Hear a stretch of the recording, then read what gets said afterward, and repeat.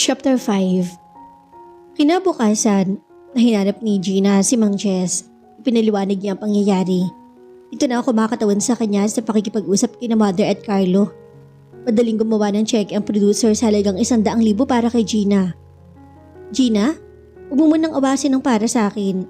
Gamitin mo muna para sa itay mo ang halagang yan. At bili ni Mother kung kulang pa ay magpasabi ka lamang. Maraming salamat Mang Jess sa patuloy na pagtulong niyo sa akin. Pina-stabilize lamang ni Dr. Valdez ang kalagayan ng katawan ni Mang Anton at ini-schedule agad ang operation. Nakadeposito na ang pera sa ospital. Doktor, huwag ninyo pababayaan ang itay ko. Una ang Diyos, ikalawa ang kaalamang binigay niya sa akin at sa staff ko. Gagaling ang itay mo. 11 oras tumagal ang operasyon. Ipinasok ng OR si Mang Anton ng alas 9 ng umaga. 8 ng gabi nang ilagay sa recovery room. Dok, pahangos na sinalubong ni Aling Lydia ang doktor. Tagumpay ang operasyon. Barring all implications, makakasama mo pa ng matagal ang inyong kabiyak. Niyakap ni Aling Lydia si Dr. Valdez at saka umiyak ng umiyak. Ngayon ka pa ba iiyak? Tanong ng mabait na doktor. Luhan ng kaligayahan at kagalakan, Dok, sabi ni Aling Lydia. Pinauwi ni Aling Lydia ang anak para ibalita sa mga kapatid nito ang kinalabasan ng operasyon. Puyat, pagod, masaya na ito ang umuwi. Sinalubong siya sa kanto pa lamang ng busong kapatid na si Tino. May bisita ka ate. Lalaki. Ang pogi. Sabi ko darating ka na. Pupunta sana sa ospital pero pinigil na namin. Sino yun? Si Carlo? Pero kung si Carlo, alam nitong nasa ospital siya. Si Arnold? Bakit naman siya pupuntahan pa dito? Ngayon pa bang unti-unti nakakalimutan na niya ang binata? Malakas ang sikdo ng dibdib nang buksan ni Gina ang pinto. Nakatalikod sa kanya ang bisita. Sa pagkakaupo nito sa sala ay tumikim si Gina at lumingon ang lalaki. Arnold? Parang kinakapos ang paghingang bati niya sa dinatnan. Kailangan makita kita. Ang tagal kong pinangharap ang sandaling to. Sabik na tumayo si Arnold at nilapitan si Gina. Umilag ang dalaga. Maupo ka, Arnold. Nangako ako sa iyong babalik. Narito na ako. Naupo si Arnold. Naramdaman na lang ni Gina ang pagpatak ng kanyang mga luha. Lumingon siya para ikubli yun sa kaharap. Pero huli na siya. Nilapitan siya ni Arnold. Ngayon ka pa ba iiyak? Ngayong narito na ako? Napakapit ang dalaga sa bisig ng binata. Hindi ka na ba aalis? Nagawa mo siyang kalasan. Ayaw niyang pumayag, Gina. Sinundan ko siya sa California para hingin ng kalayaan ko sa napag-usapan namin. Pero tumanggi siya. Alam niyang ikaw ang dahilan, Gina. Bakit narito ka ngayon, Arnold? Tinakasan ko siya. Gina, kung talagang mahal mo ko, sasama kang lumayo. Pakakasal tayo. Pagkatapos ay magpapakalayo-layo dun sa pook na hindi na natin makakakrus ng landas si Edna. Hindi maaari, Arnold. Kailangan ako ng itay ko. Nasa hospital siya. Nasa talaga ng Diyos na uunahin pa ba ang sarili ko? Paano ang ating pag-ibig? Paano ako? Hindi rin ako papayag na magpapakasal sa'yo. Pagkatapos may isang babaeng umiiyak. Susumpa tayo. Hindi magiging tagumpay ang ating pagsasama, Arnold. Gina, ano pa bang gusto mong gawin ko?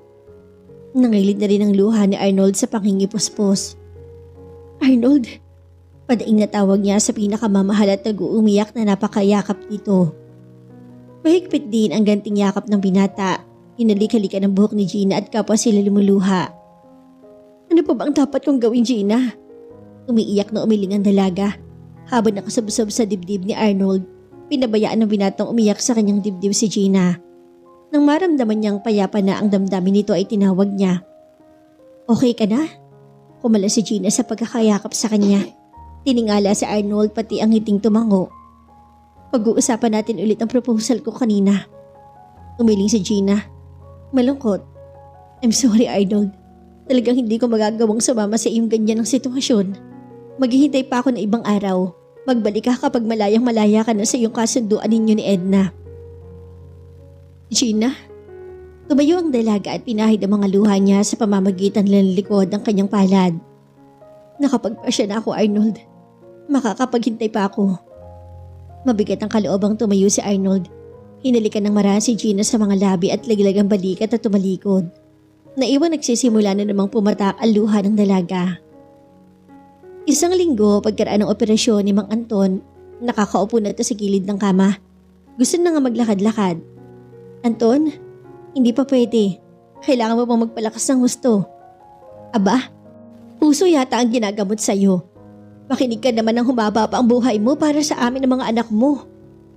Pakiramdam ko kasi kaya ko na. Pakiramdam mo lamang yun at Anton, yung sigarilyo, tigilan mo na yan. At ang sobrang pagkain ng taba, kahit anong taba. Opo, Doktora Lydia, pailing na sabi nito. Dumating si Gina. Tuwang-tuwa ang makita ang kanyang ama na nakaupo na. Aba, malakas na ang aming bida at hindi na kayo namumutla, itay. Nagpapagaling na lamang ako, anak. Salamat sa pagsisikap mo, ha. Dumakwang si Gina at hinilikan sa noo ang ama at saka nagmano kay Lydia. Anong balita, Gina? Eto ho, lagi akong busy. Sinasanay ako ni Carlos sa image projection. Sa blocking na effective daw at kung ano-ano pang mga bagay na mahalaga sa paghaharap sa kamera. At sa linggo ng gabi, isang dinner press con daw ang gaganapin para sa akin. Sa launching ko sa publiko sa aking pagkaka-artista. May sarili kang press conference, anak? Opo, tay. Talaga raw ginagawa ang ganun sa mga artista na may sinasabi. At may sinasabi pala ang anak niyo ng inay. Naupo siya sa tabi ng ama at niyakap ito. Hoy, Margaret, huwag mong higpitan ang yakap at hindi pa magaling ang ama mo. Saway naman ni Aling Lydia.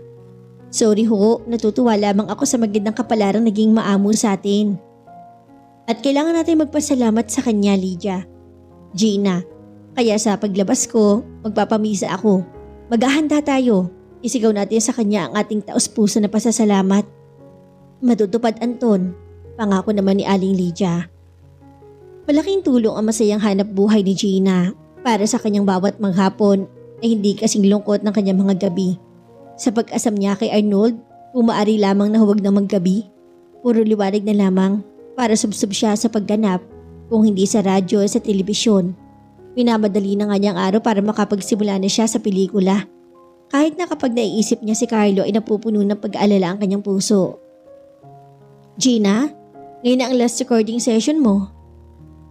Narap up mo na ang isang buong drama. Ilang araw na lamang at press con mo na. Talaga bang ayaw na ninyo ako na gumanap sa radyo? May hinanakit na sabi niya. Hindi sa ganun, Gina. Oras na nag-artista ka na, magiging busy ka na. Paminsan-minsan siguro may lal ang trabaho mo. Pero guguluhin mo naman yun sa pagpapahinga. Ang shooting ay mahabang oras. Ang kinukonsumo at hindi katulad ng sa radyo kaya tumatagal ka. Huwag kayong mag-alala, Mang Chess, kakayanin ko. May gimmick agad si Carlo sa paglulunsad niya kay Gina. Wala na kausapin niya ang dalaga hanggang ngayong malapit na ang press conference para sa dalaga. Wala pa nakakaalam kung sino ang tinutukoy sa mga press releases na maagang pinakalat niya. Basta nakalagay ay isang bagong mukha ang ilulunsad ng Royal Gems Company. Kaya ang lahat ay nanguhula kung sino talaga ang nakatakdang ito na gawing bituin ni Carlo. Biyernes ng umaga-umaga ay dumating si Mang Jess.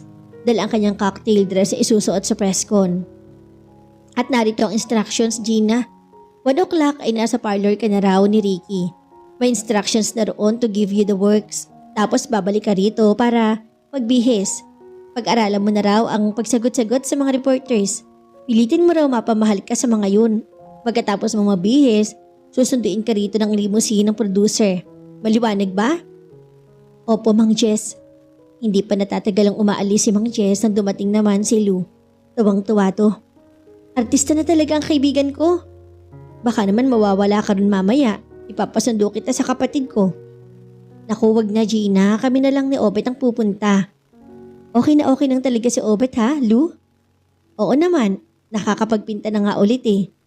Hindi ka nagagalit? Balik sa dating gawi? Hindi na, Gina. Dahil pinag-usapan na namin ang kasal sa susunod na buwan na. Niyakap niya si Lou ng mahigpit. Mabuti ka pa, liligaya na. At ano ba ito nangyayari sa buhay mo? Hindi ka pa ba naliligayahan dito?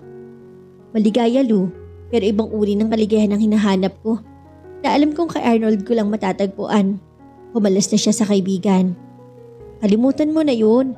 Hindi ka ba nagbabasa ng dyaryo? Naroon ang announcement ng engagement nila ni Edna, na future wife ni Arnold Galimba. Lu, hindi ka nagbibiro? Kailan nakasulat? Kahapon. Naku, nakakapit pang mabuti si Edna sa braso ni Arnold dun sa picture na ginamit sa dyaryo. Nanlulumong napaupo si Gina. Magkakahalong damdamin ang nagkahari sa kanyang kalooban. Bakit kasi hindi pa siya sumama nang yayain siya nitong lumayo na? Pero paano naman ang commitment niya kina Carlo na siya nagbigay ng sapat na paunang bayad para makasalba ang buhay ng kanyang ama? Gina, anong nangyayari sa'yo? Akala ko ba nakalimutan mo na si Arnold? Akala ko ba paratag ka na sa maganda mong buhay ngayon? Huwag mo akong pansinin, Lu. Lilipas din to. Nabigla lamang ako dahil akala mo'y ano, Gina? Umiling ang dalaga. Wala. Basta kalimutan na natin to. Ang anumang pag-usapan ay tungkol kay Arnold. Okay. Ang akala niya ay nagsisikap itong kalasan talaga si Edna. Yun pala, mas grabe ang nangyari. Public ng announcement ng kanilang pagiging magkasintahan, maghihintay na lamang ng pagtatakda ng kanilang kasal. Inalis ni Lu sa kahon ng cocktail dress sa dala ni Mang Ches. Simple pero elegante. Lavender na murang-mura ang kulay nito na sinubugan ng rhinestone na maliliit ang kabuuan. Yun lamang ang palamuti ng damit. Nilingon lang ito ni Gina at hindi na pinansin. Idinako ang tingin sa labas ng bintana sa mga ulap ng Panginorin na para bang doon umaabot ang lakas ng loob para mapaglaban ng lahat ang nadaramang pighati. Gabi ng preskon, sinunod na lahat ni Gina ang bili ni Carlo. Galing siya sa beauty parlor. Nagpapahinga na lamang siya. Maaga pa, 6:00 pa lamang para magbihis. 9:00 naman ang preskon sa 5-star hotel na yon. Ate, may nagpadala nito. Gamitin mo raw ngayong gabi. Inaabot sa kanya ng bunsong kapatid ang isang katamtamang laki ng square box. Plastic to na kulay murang asul. Kinuha niya ang box, may tarheta at binasa ni Gina. Galing kay Carlo. Inabot niya ulit ito kay Dino. Ipatong mo dito sa dresser ko. Menos 10 para 9:00 ay handang-handa na si Gina. Nakapin sa kalimang bahagi ng kanyang balikat ang corsage. Yari sa mamahaling orchid na padala ni Carlo. Ate, nariyan na ang sundo mo. Naku, ang haba ng itim na kotseng dala ni Mang Jess. Excited si Dino. Humalik siya kay Mang Anton na naka-wheelchair pa at kay Aling Lydia bago lumabas ng kanyang kwarto. Nasa sala na si Mang Jess. Nakita niyang may habak itong plastic box at iniabot sa kanya nang mapalapit siya. Gina, ang ganda-ganda mo. Mas maganda ka pa kaysa sa lahat ng artista na nakita ko. Bulalas ni Mang Jess. Mang Jess, matagal ko na hong alam yan. Pilyang sagot niya at ngiti-ngiti habang binubuksan ng plastic box ng isa pang corsage. Puting-puti ito, nasa loob ang tarhetang kasama. Si Mang Jess talaga, di pa card pa. Hindi sa akin galing yan, iha. Basahin mo nga. Konti nang mabitawan ni Gina ang corsage na hawak. Galing kay Arnold. Sana raw ay gamitin niya ngayong gabi. Napakapa siya sa nakapin sa kanyang balikat. Hindi niya maaring ilisin yon. Galing yun kay Carlo, sa kanyang direktor at anak ng producer. Sila ang mga taong kailangan niya ngayon sa kanyang buhay. Ay na ba? Tena ho, Mang Jess. Hawak niya ang corsage sa kanyang kamay. Nang bumungad si Gina sa pinto ng conference hall, ay nakafocus sa kanyang lahat ang video camera ng ilang TV stations. Ang kamera ng mga photographers at lahat-lahat ang nasa bulwagan ay sa kanya nakatingin. Ibinigay ni Gina ang kanyang pinakamaganda, pinakamatamis at pinakakaakit-akit ng ngiti. Humuway pa siya sa lahat gaya ng bili ni Mang Jess na sinagot ng malakas sa palakpakan ng mga naroroon. Pinakilala ang bagong bituin ng Royal Gems, si Margie Villa. Ang tatanghalin bagong superstar sa pelikulang Pilipino, bungad ng MC. Nagpalakpakan ulit. Tumayo si Gabby at si Richard at nagpaunlak sa anyaya ni Mother Sofia. Inabay ng dalaga hanggang sa makaupo sa gitna ng mahabang presidential table.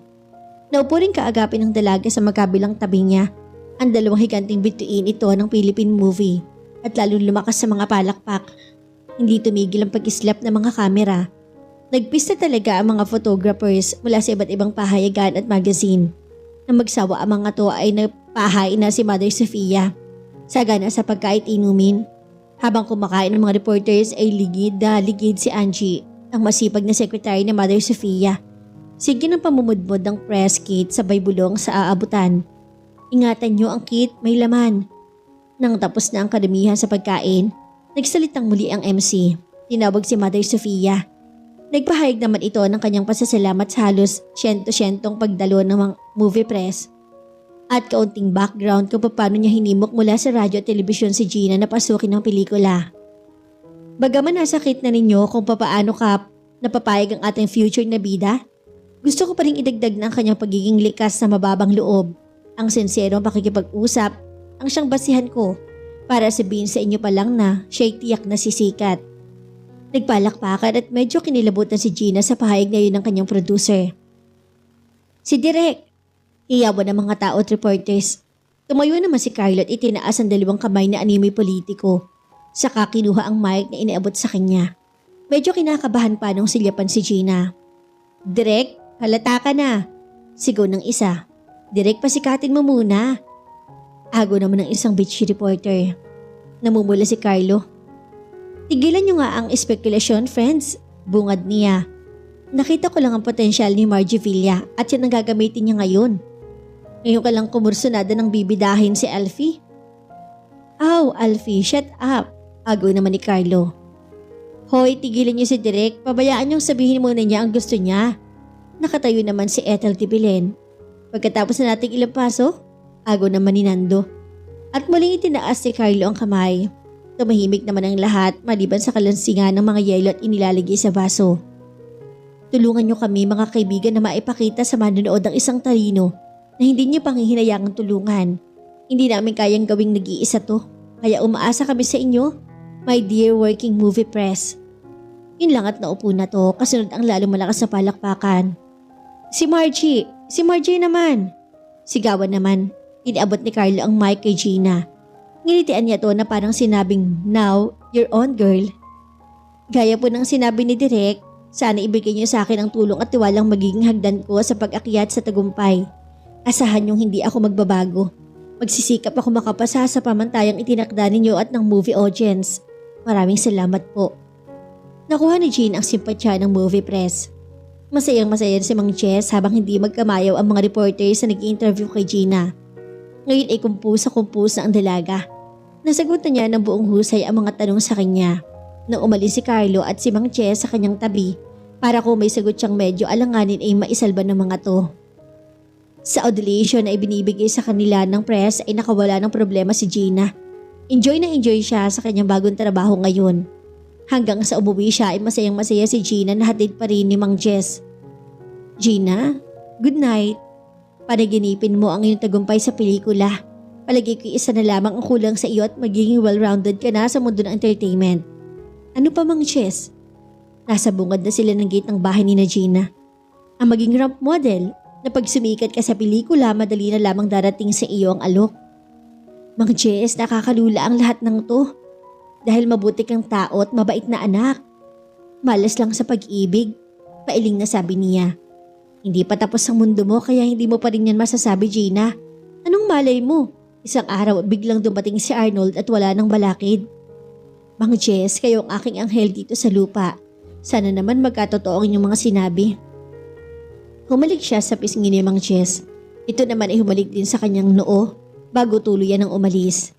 Gising pa si Aling Lydia at Mang Anton na pumasok si Gina. Nakatuon sa kanya ang tingin ng mga magulang.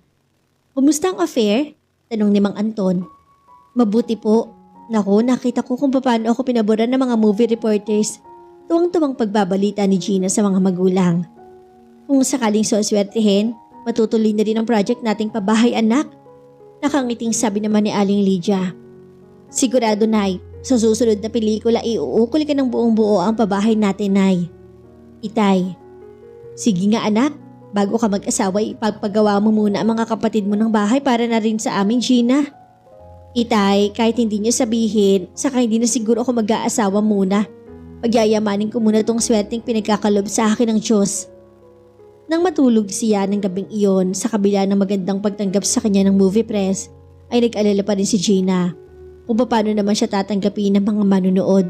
Sa sulok namang bahagi ng kanyang puso, si Arnold ang naroroon at nagpipilit na pumaibabaw.